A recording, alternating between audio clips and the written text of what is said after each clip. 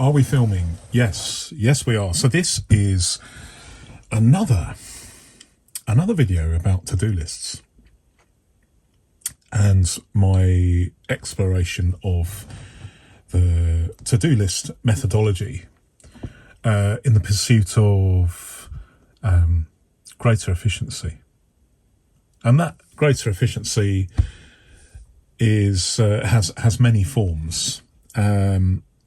And I'm very, very keen on exploring those avenues, no matter how small those differences are. The amalgamation of all these marginal gains can add up to a great deal of increase in sufficiency, in efficiency, sufficiency as well, maybe. So in here, I've got all these are inboxes of various formats. I've got a Moleskine here. I've got my Guildford's personal size. I have my A6 ultra minimalist binder here, which is connected using treasury tags. And then I have a Reticy notebook, which is one of my favourites of the A6 style notebooks. And then I have a Guildford Mini Executive.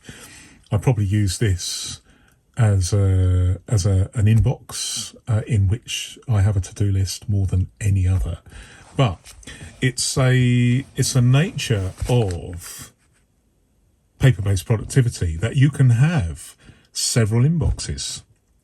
I believe David Allen, the father of GTD, Getting Things Done, suggests that you have a number of input devices, and you certainly with the paper-based ones, you just chuck them into a basket, and then you're basically gathering up all your information, and then you are processing it from there. And I quite like that idea. I quite like the idea that you can have a notebook by your bedside, you can have a to-do list in your front pocket, you can have a mini executive in your bag or your backpack, you can have this in the kitchen, and then you can have this in, I sometimes use this and have it in the studio. So today I gathered up all these. I gathered them all up because I want to talk about something that cropped up, some input from one of my channel members following the last video about these. Let me just open them. So let me just move all these other to-do lists and inboxes out of the way. So as you will recall, I am experimenting with a shift in how I format my to-do lists from a traditional list, which has been traditional for at least 2,000 years, and it's just a chronological list that maybe you will do in order, but at least they're there. You can do them, and also there is a sense of accomplishment as you cross it off or scribble it out. And I was talking about how I personally think from the point of visual acuity that instead of having a traditional list, the user might consider having these blocks, which are not done with a ruler. I'm just literally drawing one line and then another and another and another and another, and then that's done. No printing required. It's super fast, super efficient, can be used for any paper. There we go. So this is my experiment that I'm sharing. I love sharing these experiments with you, but I have had some favourable responses about this block method, where you have a series of rectangles, and then once the task has been accomplished, then you just cross it off. And I do like the idea of crossing things off. It probably extends into way back into childhood where you're scribbling, and I think this is a fundamental thing, if you can call it a thing, that symbolises a sense of achievement when you are looking at a to-do list in its simplest form, whether you use a traditional method or what I call my rectangle method. There is a sense of accomplishment, and we cross things off so that we can, when we next look at the to-do list, we can see what we have yet to do and what we have already done. But this is where I'm going to talk about something that was prompted by my channel member. Let me start with a new to-do list, and I'm just going to pick my A6 minimalist to-do list at random. So these are all tasks, and I need to cross one off. But as my channel member mentioned, and all these comments are a matter of record. You can look through them and you can see the video and you can read the comments. So these are not secret communications between me and my channel members using some clandestine messaging mechanism. These are a matter of record. But what the channel member said was that she disliked the fact that when you cross them off, it was hard to see. And she suggested, or one of the options here is to use a highlighter to denote what task you have completed, and yet still be able to refer back and look at those tasks without all this messy crossing off. And I can relate to that. I can definitely relate to that, and certainly from a point of view of a traditional to-do list, especially the pre-printed ones that have a square here, square here, square here, square here, that you can literally just tick, can't you? There is typically a box here, box here, box here, and you can tick it. The only difficulty, I suppose, is if you have a task that carries over to more than one space. It is a tricky thing, but that applies to this method as well. You can see that here I've shown an example of a task that what I do is I use an arrow there and an arrow there, almost like a doorway into the next box, so that it is very, very visually clear that this is one big task. And this one here is one big task. And I like that. It works very well for me. But how do you resolve this issue of being able to look back without all this crisscrossing here? And my channel member said that maybe the highlighter was a good idea, but that does mean carrying a highlighter pen, which may not be convenient, and it may it is what it is. Certainly this method here, I'm just using a G2. I'm just using one pen, and it doesn't necessarily have to be any specific colour.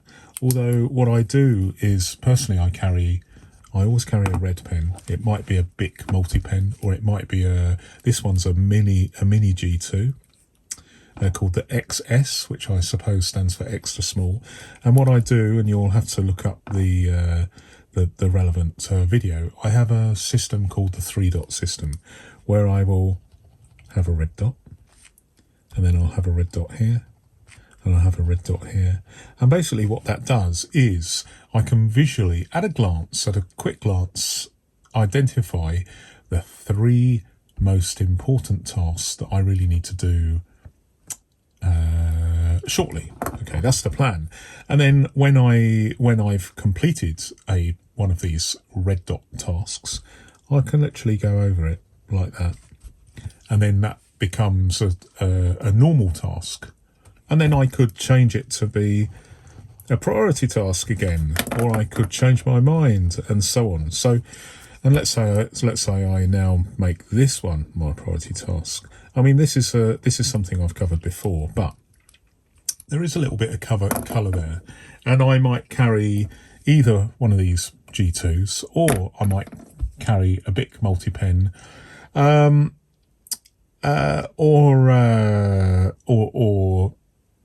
maybe a fountain pen with red paint, red ink. But let's just for the sake of argument just cross off all those, because I'm going to move this away and come back to this fresh playing field. So I've been thinking about this overnight. And I was thinking, and I have done this before, my channel member has prompted me to illustrate this. What I have tried, and it's something that I don't really do, but I think it's something that might be useful for some people. So I'm going to demonstrate it. So instead of crossing off with a flourish, which appeals to the child in me, I suppose. Crisscross, let's get rid of that. Fantastic. There's tremendous sense of achievement doing that for me. However, as my channel member rightly points out, that means that you can't easily see what you've just done. So, try this. Let's just assume that this is the task that I have done. And mindful of the fact that this is freehand, I don't have to have any special extra pen or a ruler or anything. This is what I can do.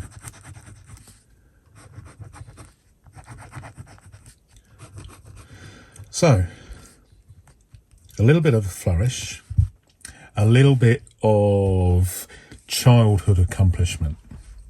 So I've just scribbled it off. Let's do another one. Let's do this one. So let's say I've later on the day, I haven't done this one or this one, but I've done this one. So it's very, very rough and ready, as you can see. But let's try another one. Let's say I've done this one. So I've done 3 tasks today.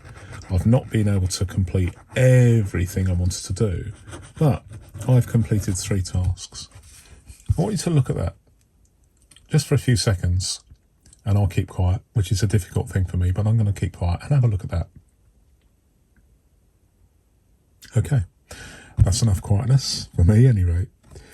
It is very, very clear. It is very, very clear from this which tasks have been completed and which tasks are outstanding. But it is also very, very clear the tasks that I have done, I can still read the text that I have handwritten in here.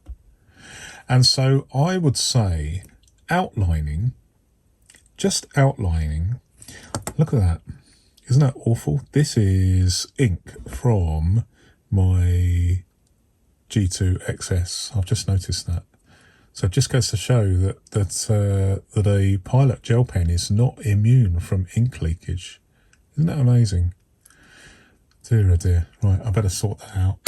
But not before I've explained that this is one way I think is worthy of consideration if you are keen to have a visual representation in terms of your to-do list, but you want a way of, and you're using this methodology that I'm a proponent of, but you still want to see what you have done. And this may be better for my channel member, better for me. Doesn't require an additional pen. It just requires this. A little bit of doodling. And there we go, another task. I wish tasks were that easy that I could just cross them off without doing them, but there we go. So just a short video that has turned out to be a 15-minute video. Sorry about that. But it's an idea. It's an idea I think is worthy of consideration. Thank you for watching. Until my next video, goodbye.